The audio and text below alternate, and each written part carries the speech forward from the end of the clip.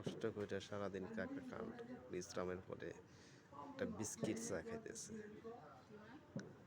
আসলেই খুবই বাস্তব জীবন অনেক কঠিন।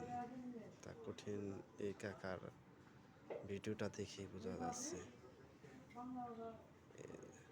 সারাদিন